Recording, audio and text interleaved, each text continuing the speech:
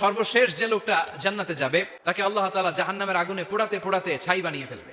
আল্লাহ বলবেন, জিব্রাইল যাও একটু দেখো, একটা মাত্র সেজদা দিয়েছে আমাকে, এরকম কাউরে পাওয়া যায় কিনা। খুঁজে খুঁজে কাউরে পাবে না। আল্লাহ বললেন আবার দেখো, খুঁজে খুঁজে একজনকে পাবে, সামান্য ইমানের ছিটে ফোঁটা তার অন্তরে ছিল।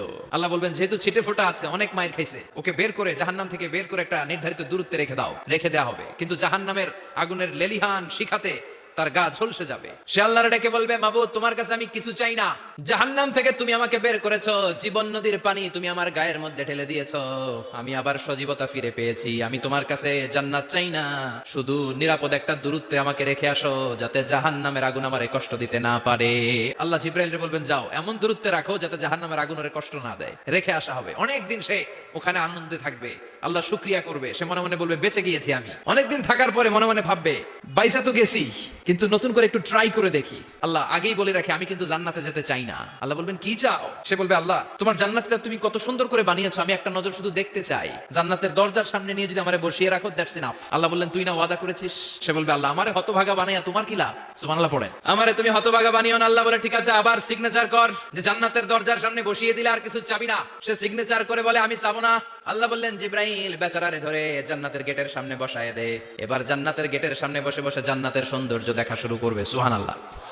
ওই হতভাগা লোকটা বলবে আল্লাহ এত সুন্দর জান্নাত তুমি বানালাম, চোখ দিয়ে সৌন্দর্য দেখি, কান দিয়ে আওয়াজগুলো শুনি, হুর আর গেলমান হেঁটে বেড়ায়, এত সুন্দর জান্নাত চোখ দিয়ে দেখি, ঢুকতে পারি না, আমারে কষ্ট দিয়ে তোমার কি লাভ?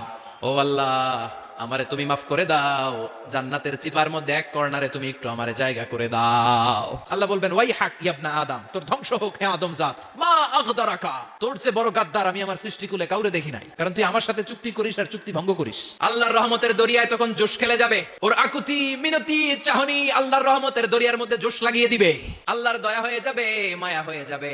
আল্লাহ বলবেন ঠিক আছে জান্নাতে যা। লোকটা এবার এক দৌড়ে জান্নাতের ভিতরে ঢুকে যাবে। লোকটার দৌড় দেখে আবার লোকটারে আল্লাহ ডেকে বলবে একটু দাঁড়া, জান্নাত তো দিছি, তো দৌড় দিলি কেন? সুবহানাল্লাহ কইবেন না?